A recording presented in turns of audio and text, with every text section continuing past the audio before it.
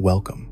You have found your way here, which means something in you still hungers for truths that others would rather leave buried. This is the story of a revolution that never happened, a choice that unmade a kingdom, and a peace that proved more deadly than any war. We are diving into an alternate Skyrim, a world where Ulfric Stormcloak never killed High King Torygg, where the civil war died before it could ignite, where unity came not through victory, but through compromise. On the surface, this looks like the better timeline. No brothers killing brothers, no holds torn apart, no dragon crisis fought, while Skyrim bleeds itself dry. But look closer, and you will see the rot beneath the peace.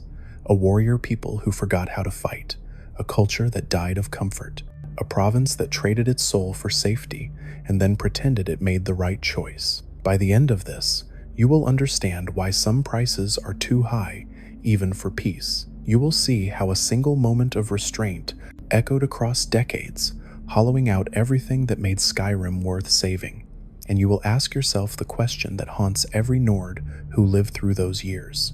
If you had been Ulfric, standing in that throne room with the voice trembling in your throat, would you have stayed silent? And if you genuinely enjoy this kind of dark storytelling, consider subscribing and liking the channel, but only if it truly resonates with you. Now, let me tell you about the silence. I remember the silence. Not the silence that follows a shout that tears a king apart. Not the silence of a court frozen in horror as their high king falls. I remember the silence that came when Ulfric Stormcloak bit his tongue and swallowed his rage and let the moment pass. I was there in the Blue Palace when he asked for his audience with Torygg. We all expected fire. We all expected fury. The Bear of Markarth does not walk into solitude, bearing gifts and soft words. But that day, in the winter of 4E 201, Ulfric stood before High King Torygg, and he did not issue his challenge. He did not unleash the voice that the Greybeards had taught him. He made his case for independence with words alone, and when Torygg gave him promises instead of proclamations, Ulfric nodded. He bowed. He left. That was the day the Civil War died before it could be born. Sybil Stentor told me later, in confidence, that Torygg would have stood with Ulfric if the Jarl of Windhelm had only asked properly. The High King respected the bear. He admired him. Torygg was young and uncertain, and he saw in Ulfric everything a Nord was supposed to be: strong, defiant, unbroken by the things that should have broken him. The white gold Concordat had banned Talos worship, and Torygg knew that law burned like acid in the hearts of his people. He gave speeches praising the Empire in public, but in private, in the moments when Elisif was not watching, he questioned, he wondered. He feared that he was not strong enough to be what Skyrim needed. But Ulfric did not ask him to be strong. Ulfric asked him to declare independence, and Torygg promised to consider it. He promised to speak with the other Jarls. He promised to find a way. Ulfric could have pressed harder. He could have demanded action instead of accepting promises, but something stopped him. Perhaps he saw the same thing I saw. Torygg was not weak. He was careful. He was thinking about the food that came from Imperial lands. He was thinking about the Nords who served in the Legion. He was thinking about Tiber Septim's empire falling apart on his watch. Ulfric returned to Windhelm without his war. Do you know what happens to a man like Ulfric Stormcloak when you take away his purpose? He fought in the Great War. He was captured by the Thalmor and tortured until he broke. He was made to believe that information he gave up led to the fall of the Imperial city, though it had already fallen before he spoke. The Thalmor let him escape, and he carried that weight with him. He returned to Skyrim and tried to wash away his shame by liberating Markarth from the Forsworn. He used his voice to shout rebels from the walls. He drenched the streets in blood, and anyone who had not fought alongside him was put to death. Men, women, children. Ulfric stood in those streets, shouting that you were either with Skyrim or against her, and the Empire promised him free worship of Talos as his reward. Then, the Empire betrayed him. The Thalmor found out about the agreement, and the Empire arrested Ulfric to keep the peace. They threw him in a cell while his father died. The great Hogue Stormcloak passed into Sovngarde, and Ulfric was forced to smuggle a letter out of prison just to deliver his father's eulogy. When he was finally released, he returned to Windhelm as its Jarl, and he carried with him a rage that should have set Skyrim ablaze. But he never lit that fire. He sat on the throne of Ysgramor and let the anger eat him from the inside. I have seen Ulfric in the years since that day he left Solitude. I have walked through Windhelm. The Grey Quarter still stands as proof of his neglect. The Dunmer refugees beg for aid that never comes. The Argonians are forbidden from entering the city walls. Ulfric does not attend to these problems because he is too busy attending to his rage. He speaks often about independence. He gives speeches in the Palace of Kings about Skyrim's right to stand alone. His militia, the Stormcloaks, train and prepare for a war that never comes. Torygg made his promises, but he never kept them. Month after month, the High King spoke to the Jarls and found them divided. Some supported independence, others feared the consequences. Jarl Balgruf of Whiterun refused to choose sides, and without Whiterun, there could be no unified stand. Torygg kept telling Ulfric that he needed more time, just a little more time. The timing was not right. The Empire needed them. The Dominion was still a threat. Ulfric kept waiting. He kept seething. He kept dying inside. The Thalmor justiciars walked through Skyrim, arresting Talos worshippers, and Ulfric ground his teeth and did nothing. In Windhelm, people prayed to Talos openly because Ulfric's guards looked the other way, but it was a hollow victory. The worship was permitted because it was ignored, not because it was defended. There was no glory in it, no defiance, just quiet prayers in dark corners while the justiciars hunted elsewhere. Sybil told me once that history is made by the moments we choose to act, not the moments we choose to wait. Ulfric chose to wait, and in doing so, he became something worse than a rebel. He became bitter. He became irrelevant. The young warriors who might have followed him into battle looked at him and saw a man who had been tamed by time and compromise. They saw a hero who had sheathed his sword and forgotten how to draw it. What do you think really happened here? Drop your thoughts in the comments. I would like to know if I am the only one who feels this way. Then Alduin returned. I was in Whiterun when the dragons came back. The western watchtower burned, and Mirmulnir descended on the plains like nightmare-made flesh. I watched the guards scramble to defend their hold, and I watched them die. But then the Dragonborn appeared, a prisoner from Helgen who had survived Alduin's attack on that town. They absorbed Mirmulnir's soul, and the truth became clear. The last Dragonborn had come, just as the prophecy foretold, and they had come to a Skyrim that was not tearing itself apart. That makes all the difference. In the world where Ulfric killed Torygg, the civil war raged while Alduin resurrected his dragon brethren. The Imperials and Stormcloaks bled each other while dragons burned their holds. Neither side could spare the resources to fully commit to fighting the World Eater. The Dragonborn had to negotiate a truce at High Hrothgar just to capture a dragon at Dragon's Reach, because Jarl Balgruf feared that whichever side he chose would be betrayed by the other during the dragon attack. But in this world, there was no civil war. Torygg still lived. The Jarls were not divided by rebellion. When the Dragonborn called for aid, every hold answered. Imperial and Nord stood together. Ulfric himself led his soldiers from Windhelm to reinforce Whiterun's defenses. He fought alongside men who wore the Empire's colors, and I saw the look in his eyes. It was not pride. It was duty without passion. He killed dragons because it was necessary, not because he believed in what he was fighting for. The war against Alduin lasted 3 months. The Dragonborn learned the Dragonren's shout from the ancient heroes. They traveled to Sovngarde and faced the World Eater in his own realm. They had the support of every hold, every resource, every warrior who could hold a blade. Alduin fell quickly, decisively, without the prolonged struggle that might have come if Skyrim had been divided. The world was saved, and everyone called it a great victory. But I know what we lost. Elisif never became the widow, seeking justice for her murdered husband. She remained Torygg's wife, smiling and hosting parties and performing the duties of a queen consort without ever being tested by tragedy. She never had to make the choice between vengeance and wisdom. She never had to stand before the court and demand that Ulfric be brought to justice. She never had to grow into the leader she might have become if loss had forged her into something stronger than decorative and pleasant. Torygg never proved himself either.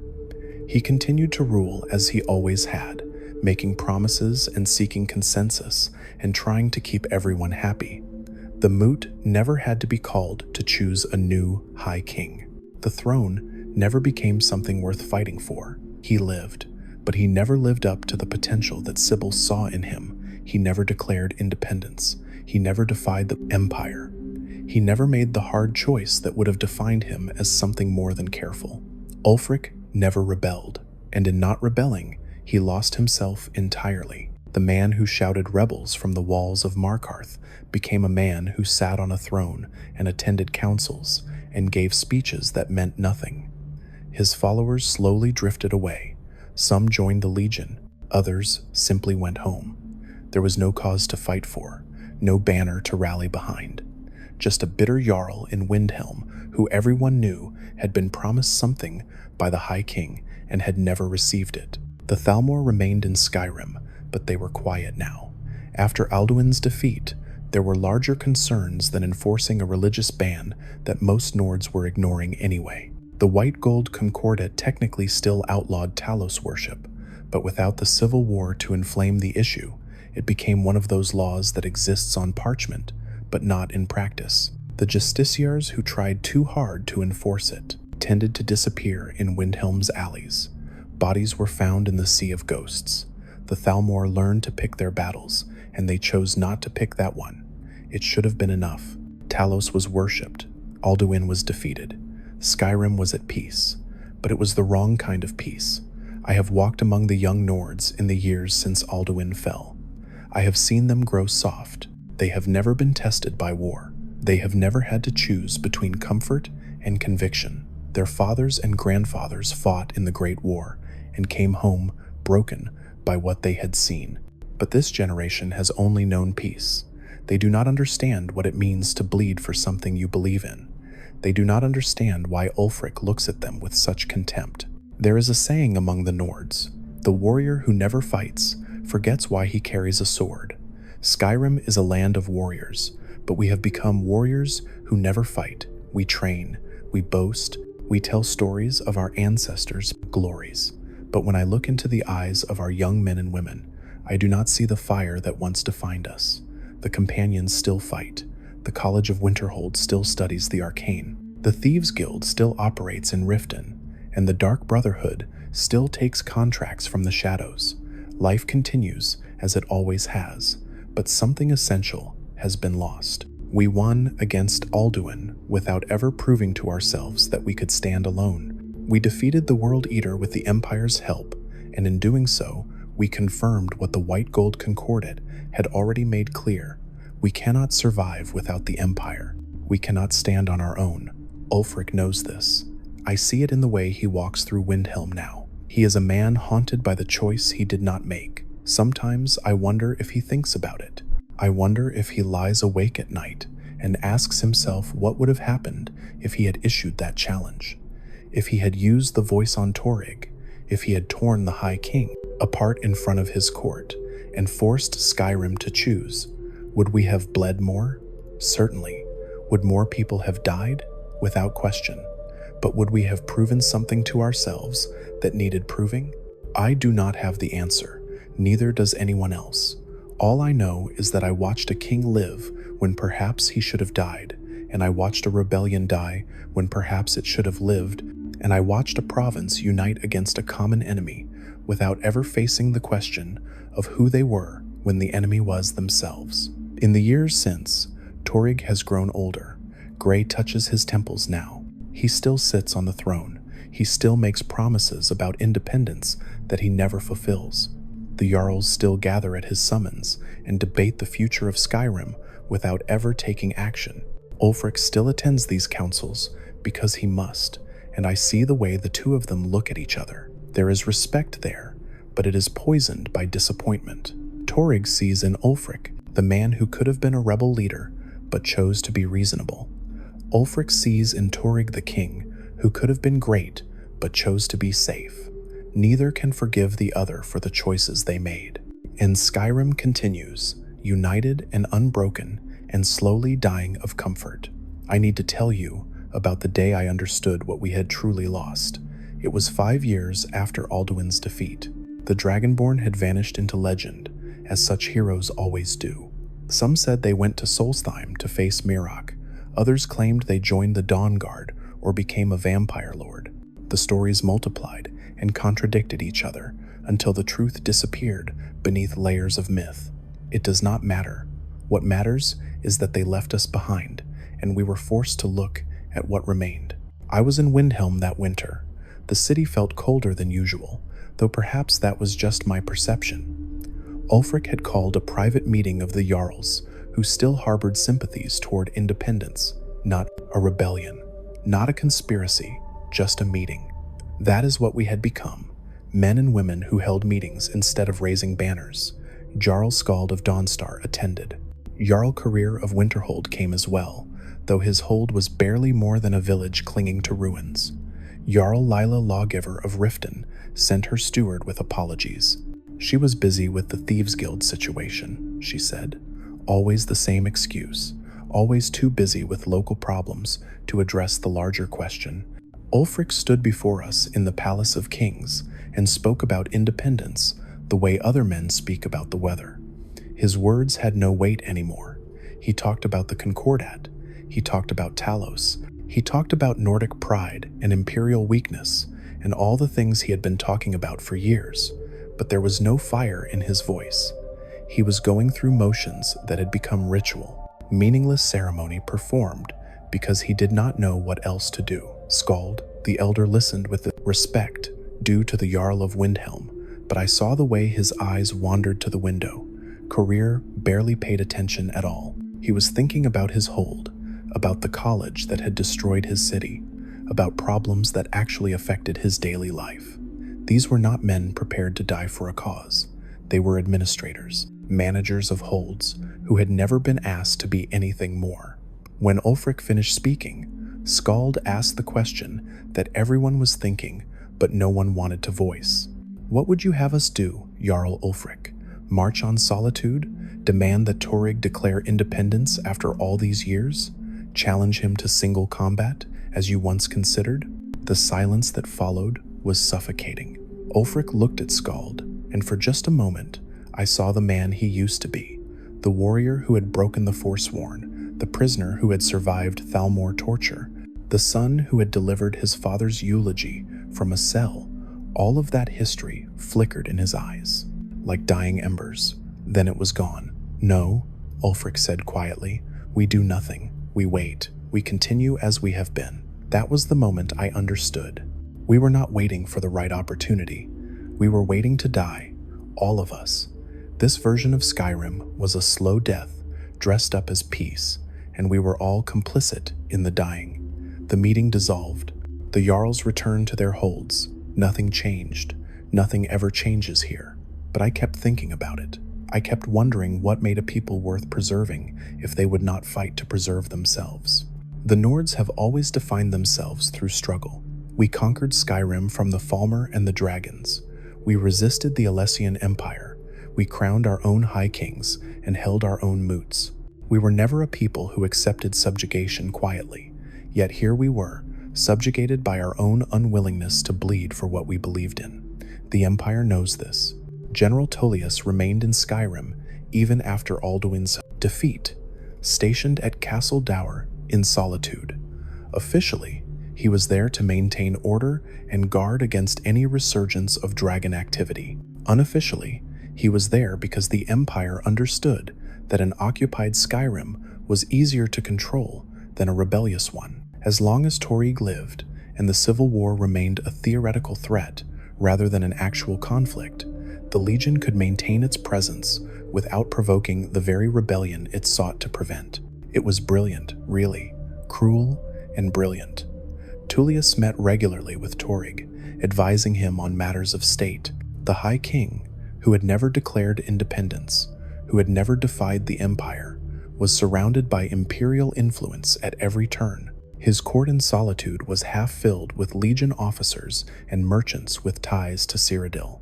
Elisif entertained them at her parties, smiling and gracious, never understanding that she was helping to tighten the chains around her husband's throne. Sybil Stentor understood. The court wizard was no fool. She had lived long enough to see patterns repeat themselves across centuries. When I asked her once why she did not counsel Torygg more forcefully toward independence, she gave me a look that chilled my blood. "He has made his choice," she said. "Men like Torygg always make the same choice: safety over greatness, compromise over conviction. He will rule until he dies, and then Elisif will take the throne, and she will rule exactly as he did, because that is all she knows. The Empire wins not through conquest, but through patience. They will wait us out. They will wait until everyone who remembers what it meant to be truly free has died, and then Skyrim will be imperial in everything but name." I asked her why she stayed. Then, why serve a court she clearly disdained? She smiled at that, the smile of a vampire who has seen kingdoms rise and fall. "Because someone needs to remember," she said. "Someone needs to bear witness to what we have been." If you have ever wondered what choice you would make in a situation like this, tell me in the comments. I will be reading them. The Thalmor, for their part, were satisfied with the arrangement. I obtained documents from one of their dead agents. Do not ask me how. Some secrets must remain secret. But the documents confirmed what many of us suspected. The Thalmor had classified Ulfric as a dormant asset after the Markarth incident. They had manipulated him during the Great War, broken him during his captivity, and let him go believing he had betrayed his own people. They knew he would cause chaos when he returned to Skyrim, and they were right, but they had not anticipated that Ulfric would fail to kill Torygg. The dossier I read described the situation with clinical detachment. The Thalmor benefited most from a prolonged civil war in Skyrim, a war that bled both the Stormcloaks and the Imperial Legion, weakening both sides without allowing either to achieve victory. But without the war, without the initial spark of Torygg's death, the situation had become static, stable. The Thalmor could still enforce the Concordat through their justiciars, but they lacked the chaos they needed to truly destabilize the Empire's hold on the province. One document in particular haunted me. It was an assessment written by Elenwen herself, the Thalmor ambassador to Skyrim. She noted that Ulfric Stormcloak's decision not to challenge Torygg was either an act of remarkable restraint or an indication that the Talos worship issue was not as inflammatory as the Thalmor had believed. Either way, she concluded, the asset was compromised. The fire that had made Ulfric valuable to their cause had been extinguished. She recommended monitoring the situation, but taking no direct action. Let Skyrim stagnate. Let the Nords grow soft under Imperial rule. Let time do what war could not. And time did exactly that. I traveled to Riften the following year and found the city exactly as corrupt as it had always been. Maven Blackbriar controlled everything that mattered. The Thieves Guild operated with impunity. Jarl Layla, lawgiver, ruled in name only, blissfully unaware that her steward and her court were bought and paid for by Blackbriar gold. It was a microcosm of what Skyrim had become, a place where power was held by those who understood that true control came not from violence, but from careful manipulation of systems already in place. I spoke with Brynjolf in the Ragged Flagon, deep beneath the city. He was drunk, which was unusual for him. The guild had prospered in recent years. The Dragonborn had restored their connection to Nocturnal, and now the organization was stronger than it had ever been. But Brynjolf was not celebrating. "You know what the problem is?" he said, staring into his tankard. "There is no struggle anymore. We used to have to fight for every septum. We used to have to be clever and quick and dangerous. Now, Maven controls the Jarl. We have a direct line to the Daedric Prince of Thievery. We cannot fail, even if we try, and it has made us weak. We have forgotten what it means to be a real thief.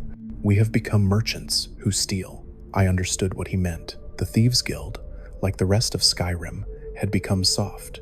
Success without struggle breeds complacency, and complacency breeds death. It just takes longer than swords do. From Riften, I went to Markarth. The Reach was still unstable, still plagued by forsworn attacks, but the attacks had become routine, predictable. The guards knew where to patrol. The Silverblood family knew how to protect their interests. Even the Forsworn had become part of the background of life in the Reach, no more remarkable than bandits or wolves. Madanach still languished in Sidna Mine, kept alive by Thonar's silver blood because he was worth more as leverage than as a corpse. The city itself was beautiful and terrible in equal measure. Built into the ancient Dwemer ruins, Markarth stood as a monument to civilizations that had risen and fallen. The dwarves had disappeared, the Reachmen had been conquered and reconquered, and now the Nords held the city. But for how long? Forever? Until someone stronger came along? The ruins did not care. They would outlast us all.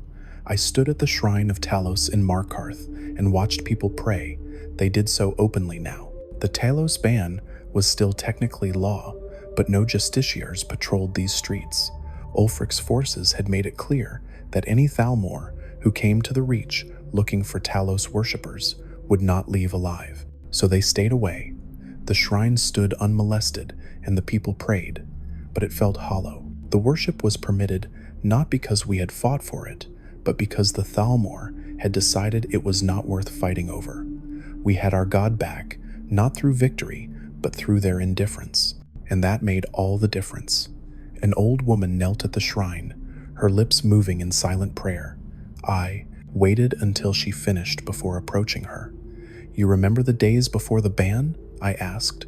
She looked up at me, eyes rheumy with age. "I remember when we worshipped without fear or compromise. I remember when the shrines stood everywhere, not just in cities where they could be protected by threat of violence. I remember when Talos was a god we honored openly, not a secret we whispered about. Do you think it was worth it?" I asked. "The peace we have now?" She was quiet for a long time. Then she shook her head. "Peace purchased with surrender is not peace. It is just a slower death. My grandson will grow up praying to Talos and thinking he is free because he has never known what true freedom costs. He will never understand that what we have now was not won. It was given to us because we were no longer dangerous enough to deny." She left me standing there at the shrine, and I could not argue with her words. The companions in Whiterun fared better than most. They were still warriors in the truest sense, still took contracts, still trained the young in the old ways. Codlac Whitemane had died during the Dragon Crisis, and Vilcus now led the Circle. He maintained the traditions well. The companions remained what they had always been, a living connection to the ancient warrior culture of the Nords. But even they felt the weight of peace. I spoke with Vilcas in Jorvaskr, beneath the shadow of the Skyforge. He was maintaining his blade, the ritual movements of a warrior who knows his weapon as well as he knows himself.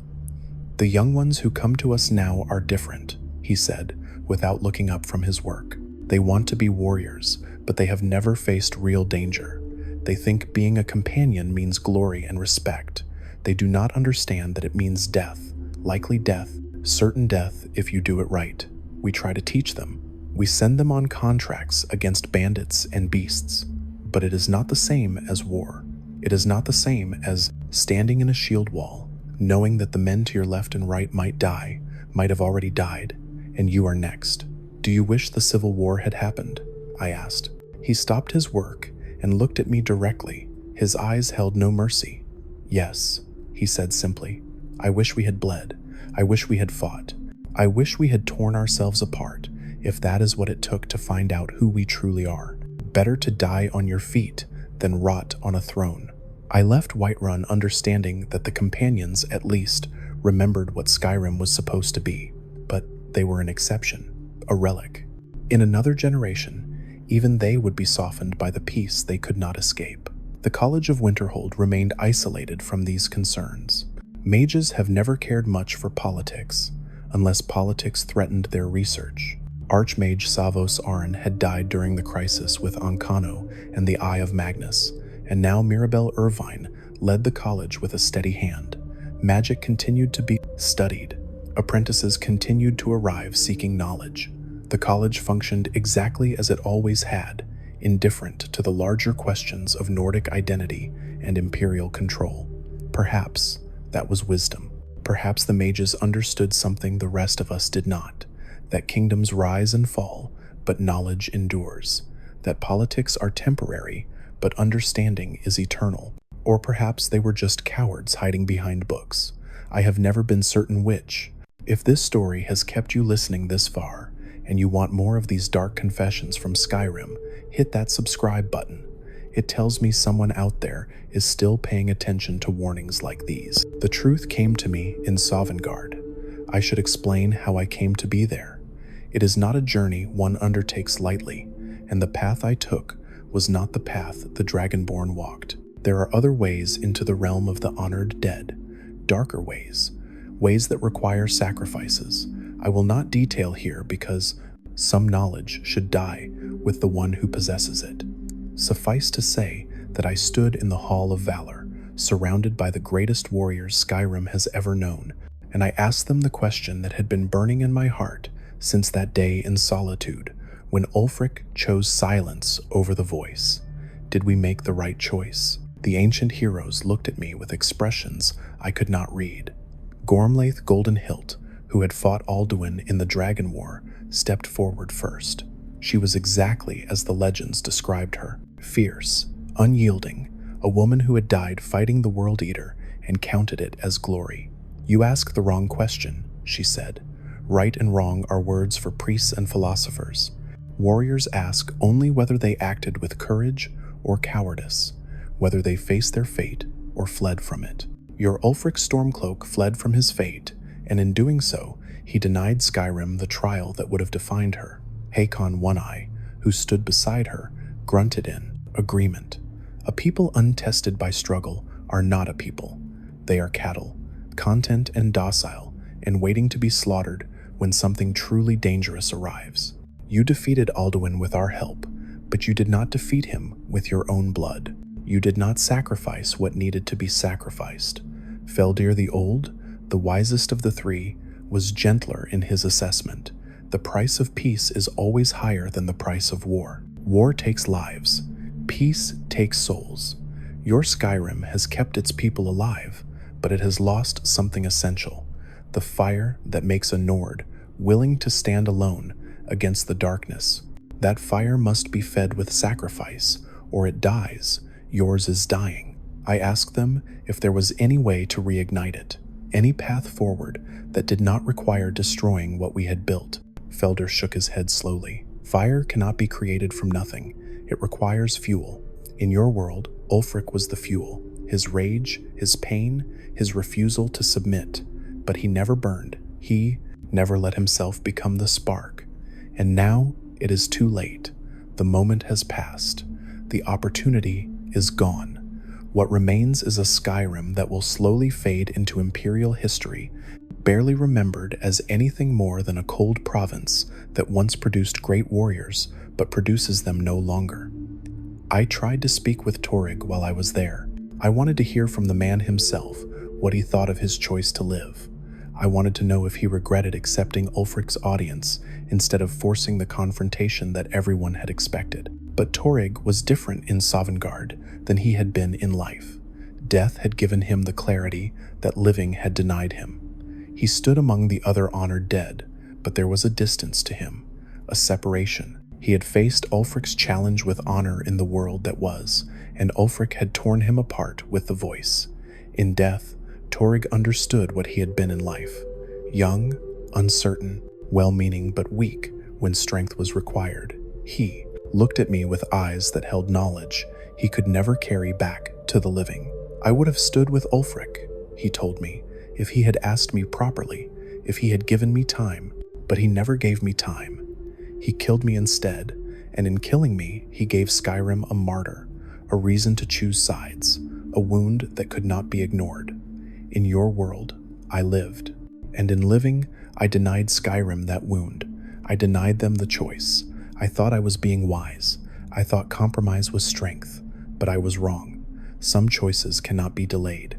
Some wounds must be opened so that they can heal properly. I asked him what he would tell his living self if he could. Torygg smiled sadly. I would tell him to accept Ulfric's challenge, to face him in single combat, even knowing he would lose, to die well rather than live as a king who was never quite king enough. But I cannot tell him. That is not how this works. The living must make their own mistakes and live with the consequences. The weight of those words followed me back to Mundus, back to the Skyrim I knew, the Skyrim that had chosen safety over sacrifice.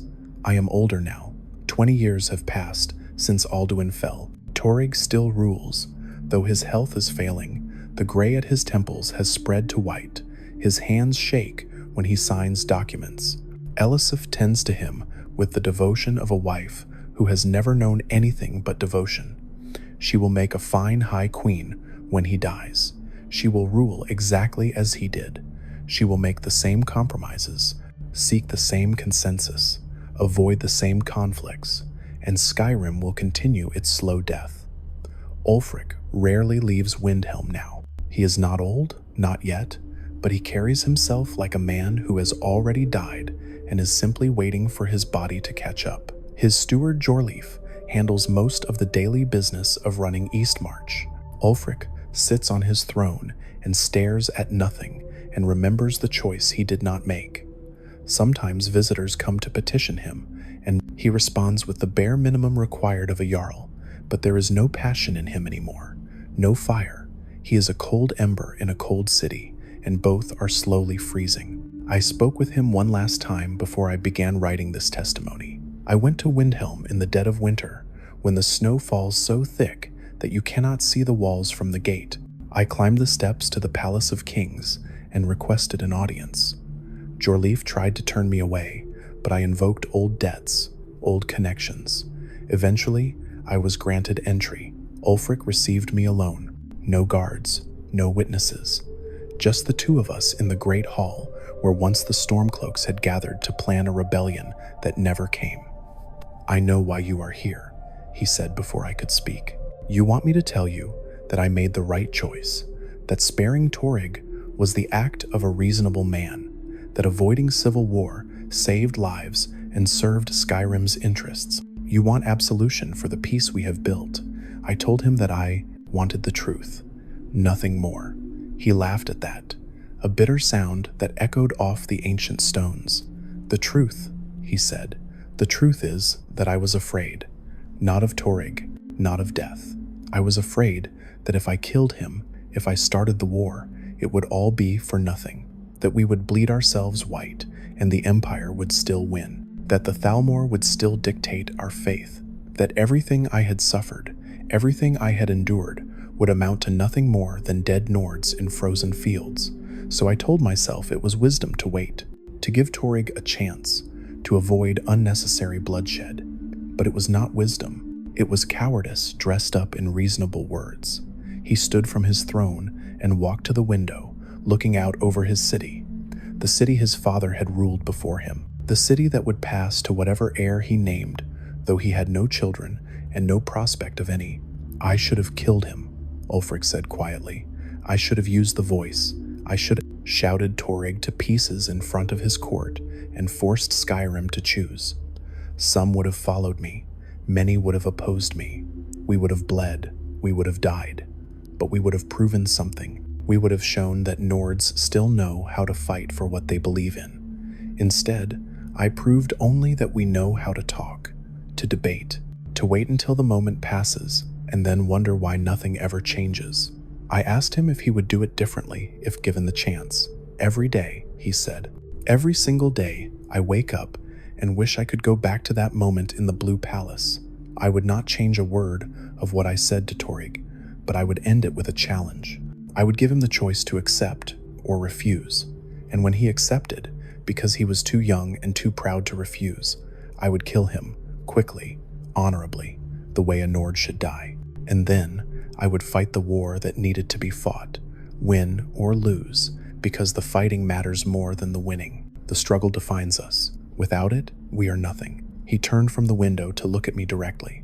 You are writing this down, he said. It was not a question. You are recording this testimony for posterity, so let me give you something to write. Tell them that Ulfric Stormcloak's greatest failure was not that he challenged the High King. It was that he did not challenge him. Tell them that peace purchased with surrendered pride is worthless. Tell them that a warrior people who will not fight are not warriors anymore, no matter what they call themselves. Tell them that Skyrim is dying, has been dying for 20 years, and will continue to die until there is nothing left but a name on imperial maps and memories in history books. He returned to his throne and waved me away. I have not seen him since. I do not expect to. Men like Ulfric do not live long once they understand the full weight of their failures. The body endures, but the spirit is already in Sovngarde, standing before shore and soon, and trying to explain why they are worthy of entry when they never truly fought. The Dragonborn could have changed this if they had stayed in Skyrim, if they had taken a side, if they had become the unifying figure that could have given this province purpose beyond simple survival. But they left. They always leave. Heroes do not remain to do the boring work of governance and compromise. They defeat the great evil and then vanish, and the rest of us are left to clean up the mess and wonder what we are supposed to do with a peace we never asked for and do not know how to maintain. I have traveled across all 9 holds. I have spoken to jarls and peasants, warriors and merchants, mages and priests. I have listened to their hopes and their fears. And I can tell you with certainty that Skyrim is not the same province it was before the Civil War died. We have become comfortable.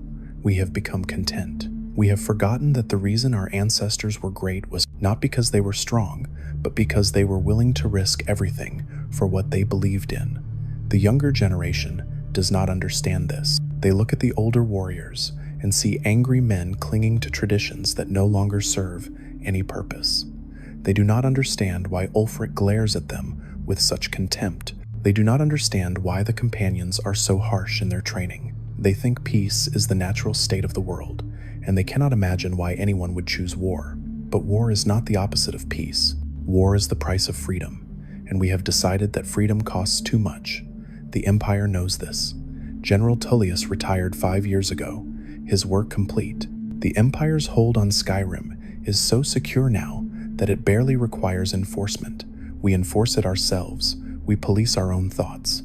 We compromise our own beliefs. We have become our own jailers, and we call it civilization. The Thalmor know this too. Elenwen still serves as ambassador, though her role has become largely ceremonial. The justiciars rarely patrol anymore. They do not need to. The Talos worship that continues is permitted not because we fought for it, but because the Thalmor have decided it is not worth the effort to suppress. We are worshipping on their sufferance, and we pretend that makes us free. I am writing this testimony in the Temple of Talos in Windhelm. The priest who tends this shrine is a young man who never knew a time when Talos worship was truly forbidden. He prays with genuine devotion, and I do not have the heart to tell him that his prayers are hollow, that the God he worships would be ashamed of what we have become. Talos conquered an empire. We cannot even conquer our own fear. When I die, this testimony will be sealed and hidden. Perhaps someone will find it in 100 years, perhaps in 1,000, perhaps never. It does not matter. I am not writing this to change the future. The future is already written. Skyrim will fade. The Nords will become just another imperial province, barely distinguishable from Cyrodiil or High Rock, or any other place that has forgotten what it means to be dangerous. I am writing this because someone needs to remember what we lost. Someone needs to bear witness to the choice that Ulfric did not make and the consequences that followed. Someone needs to say out loud what everyone already knows but refuses to admit. A king lived when perhaps he should have died. A war died when perhaps it should have lived. And a province united against a common enemy without ever facing the question of who they were when the enemy was themselves. We defeated Alduin. We saved the world, and in doing so, we lost our souls. The young Nord training to join the Legion does not know this. The merchant selling goods in Solitude's marketplace does not know this. The farmer tending his crops outside Whiterun does not know this. They live their lives in peace and comfort, and they think that is enough. They think survival equals success. But the old warriors know, the ones who fought in the Great War, the ones who remember when Nords would rather die than submit. They know, they see it in the eyes of their children and grandchildren, the absence of that fierce pride that once defined us, the willingness to compromise that our ancestors would have called cowardice. Skyrim is dying, not the land. The land will endure long after we are gone. The mountains will stand, the snow will fall, the forests will grow, but the spirit of Skyrim, the thing that made this place worth fighting for, is dying, has been dying since the day Ulfric swallowed his rage and Torygg made his promises, and we all chose the easier path. I do not know how to save it. I do not know if it can be saved. All I know is that I was there. I watched it happen. I saw the moment when everything could have changed, and I saw the choice that was made instead. And I am writing it down so that when future generations ask what happened to the Nords, when they wonder why Skyrim became just another forgotten province in the Empire's history, someone will be able to tell them.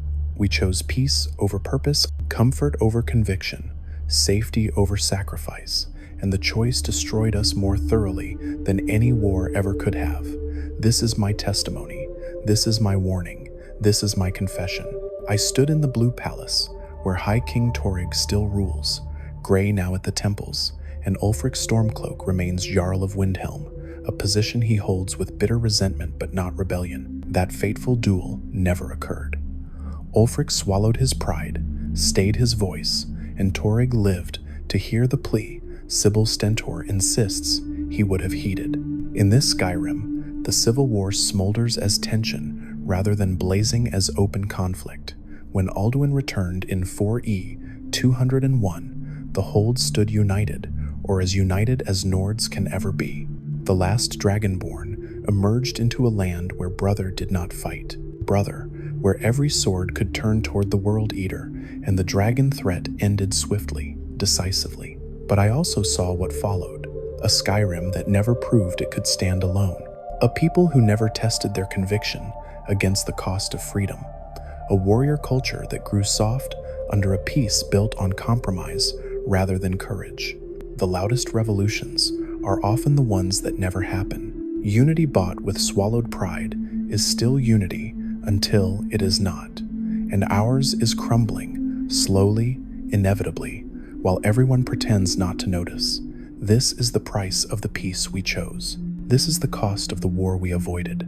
This is the future we built when we decided that survival was more important than honor. May the gods forgive us, because Skyrim never will.